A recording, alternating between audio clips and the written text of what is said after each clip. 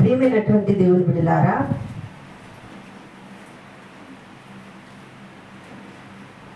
మరలా చెప్పుదును ప్రభువునందు ఆనందించుడి. మరలా చెప్పుదును ప్రభువునందు ఆనందించుడి. మరలా చెప్తున్నా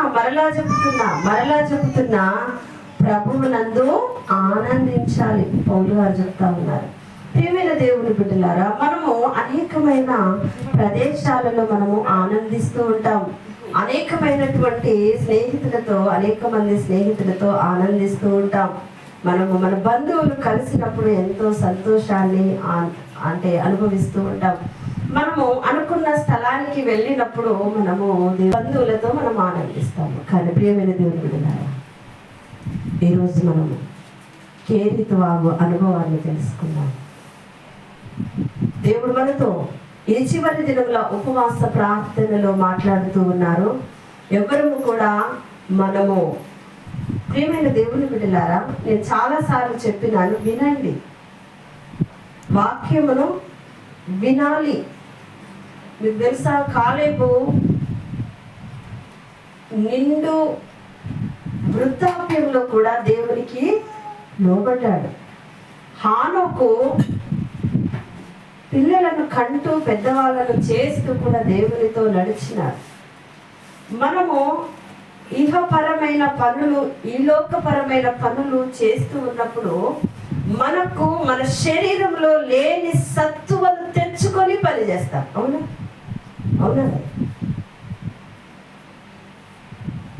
పొలాల సీజన్ కాబట్టి మనము చెదిరిపోయిన గట్లు కట్టాలి అంటే పారతో ఎంత గట్టిగా మట్టిని తవ్వుతారు.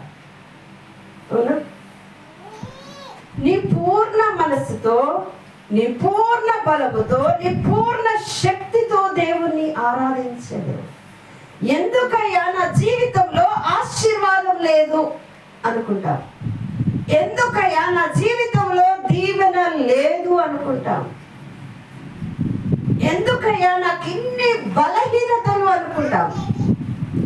ఎందుకు ఇన్ని బలహీనతలు, ఎందుకు ఇలాంటి పరిస్థితులు మనకు అంటే, ప్రియమైన దేవుని బిడ్డలారా, ఇహ సంబంధమైన పనులకు మన శక్తికి మించిన వర్క్ చేస్తాం. కానీ దేవుని సన్నిధిలో చాలా నిర్లక్ష్యముగా ఉంటాం. అందుకే మన రాబడిలో ఆశీర్వాదం లేదు, మన ఉద్యోగంలో ఆశీర్వాదం లేదు, మన భూఫలంలో ఆశీర్వాదం లేదు, మన గర్భఫలంలో ఆశీర్వాదం లేదు. ప్రియమైన దేవుని బిడ్డ, నువ్వెంతో కష్టపడి సంపాదిస్తూ ఉన్నావు, వ్యర్థంగా నీ పిల్లలు ఖర్చు చేస్తా ఉన్నావు. నువ్వెంతో కష్టపడి సంపాదిస్తూ ఉన్నావు, నీ కష్టార్జితము చినిగిపోయిన సంచిలో వేసినట్లు అవుతా ఉన్నది. నువ్వెంతో దేవుని ఆరాధించే సమయాన్ని కూడా పక్కన పెట్టేసి నువ్వు ఈ లోకపరమైన పనులకు వెళ్ళిపోతూ ఉన్నావు. అయితే ఎక్కడ వేసిన గొంగలి అక్కడే ఉంటుంది. కొద్దిగైనా ఎదుగు పొదుగు ఉండాలి కదా.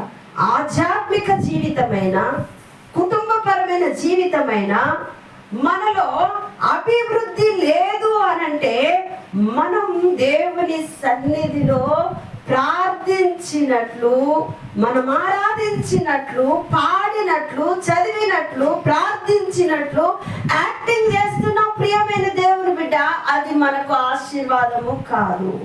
అలాంటి ప్రార్థన ద్వారా దేవుడు మనకు ఆశీర్వాదాన్ని ఇవ్వరు. అలాంటి ప్రార్థన ద్వారా ఇంకా మనము సమస్యలు కొని తెచ్చి పెట్టుకుంటాం. ఎందుకంటే హేబేలు ఇచ్చినట్టు అర్పణ కయ్యను ఇచ్చినాడు. హేబేలు ఆశీర్వదించబడ్డాడు. కయ్యనుకు శ్రమలు మరి ఎక్కువైపోయినాయి. ఎందుకు ఎక్కువైపోయినాయి? అశ్రద్ధతో కానుక ఇవ్వడం, దేవుని అశ్రద్ధగా చూడడం. దేవుని మాట అంటే చాలా అశ్రద్ధ. తల్లిదండ్రులకు భయపడతాం, బిడ్డలకు భయపడతాం, అత్తమామలకు భయపడతాం, భార్యలైతే భర్తలకు భయపడతారు, భర్తలైతే భార్యలకు భయపడతారు. కానీ ప్రియమైన దేవుని బిడ్డ, దేవునికి ఇవ్వవలసిన స్థానాన్ని దేవునికి ఇస్తూ ఉన్నామా? ఎందుకు మనకు దేవుడు ఉన్నమన్న స్థలంలో మనం ఉండము, దేవుడు మాట్లాడిన దాన్ని మనము చేయము, రాజీ పడతాము.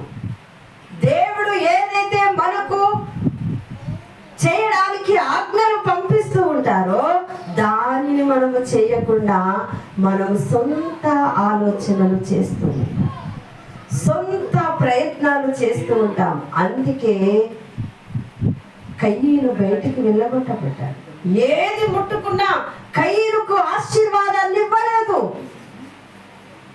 అలాగే ప్రియమైన దేవుని బిడ్డ ఏశావు కూడా నా తండ్రి నన్ను దీవించు అని తండ్రి దగ్గరికి వచ్చినప్పుడు ఏశావుకి ఇవ్వడానికి కూడా ఏ ఆశీర్వాదము కూడా మిగలేదు. ప్రియమైన దేవుని బిడ్డ చూడండి, మనము దేవునితో అంటుకట్టబడిన వారమై ఉండాలి, పరిశుద్ధాత్మతో అంటుకట్టబడిన వారమై ఉండాలి, పరిశుద్ధాత్మ యొక్క సహవాసంలో మనం ఉండాలి. ప్రియమైన దేవుని బిడ్డ ఒక ప్రాంతంలో ఒక వ్యక్తి నడుస్తూ ఉన్నారంట.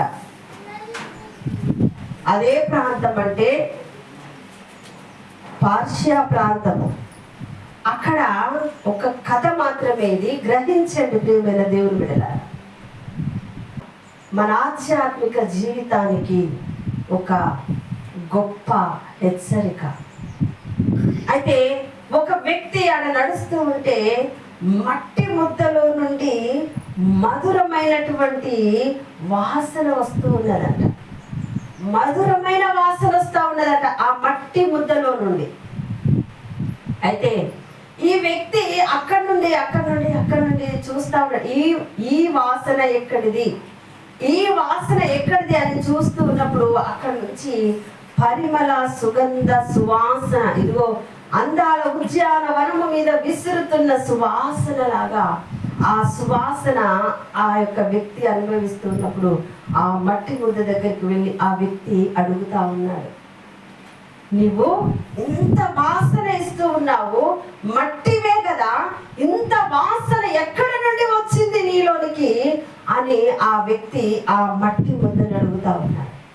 అయితే ఆ మట్టి ముద్ద అంటా ఉంటుంది కదా, నా మంచి స్నేహితుడు, నేను ఎవరితో స్నేహం చేసినాను తెలుసా, నేను ఎవరితో స్నేహం చేశాను, మన మంచి స్నేహితులు ఎవరంటే ఏమని చెప్తాను చెప్పండి.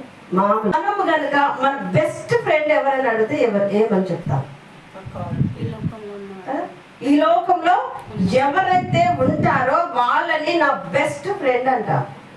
అయితే ఇక్కడ మట్టి ముద్ద కూడా చెప్తాంది, నేను మట్టినే, కానీ నాలో నుంచి సువాసన ఎందుకు అంత విస్తరిస్తుంది అంటే నేను విరబూస్తున్న గులాబీ తోటకు స్నేహితుడిని, విరబూస్తున్న గులాబీలకు గులాబీలతో నేను స్నేహం చేసినాను.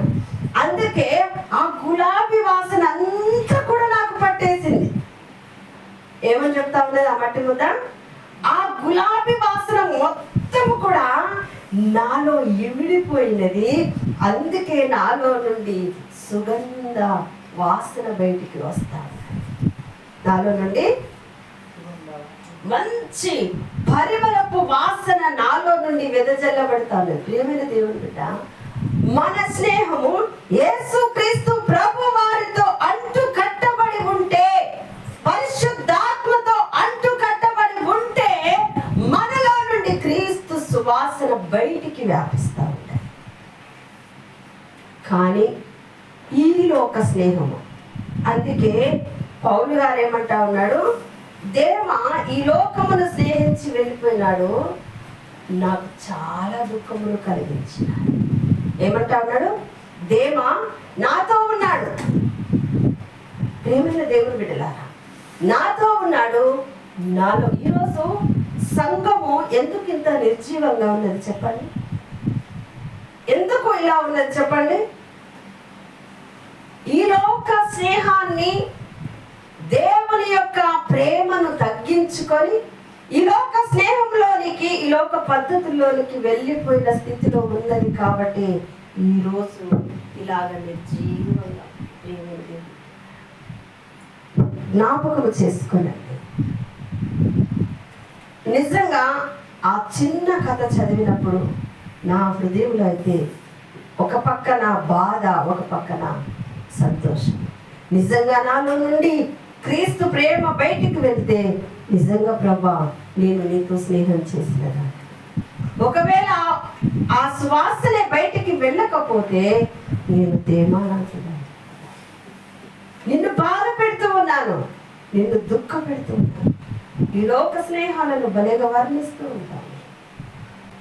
అదే యేసయ్య రక్తము కార్చి ప్రాణము పెట్టి మన పాపముల కొరకు ఆయన శిలువ మీదకెక్కి కొరడాలతో కొట్టబడి ఆయన వీపు పొలము వలె దున్నబడినది. ఆయన ప్రేమను నేను వర్ణించలేను. ప్రేమైన దేవుని బిడ్డ, ఈరోజు మన ఆధ్యాత్మిక స్థితి ఎలా ఉన్నది? మన యొక్క ఆధ్యాత్మిక స్థితి ఎక్కడ ఆగిపోయినది? మనల్ని మనము గ్రహించుకుందాం. బిడ్డలను ప్రేమిస్తాము, కుటుంబాన్ని ప్రేమిస్తాము, బంధువులను ప్రేమిస్తాము, స్నేహితులను ప్రేమిస్తాము. కానీ యేసయ్య ప్రేమను ఎంత చులకనగా చేస్తాము, యేసయ్య ప్రేమను ఎంత బలహీనంగా చేస్తాము, యేసయ్య ప్రేమను ఎంత మనము యేసయ్య హృదయాన్ని ఎంత దుఃఖ పెడుతున్నాము.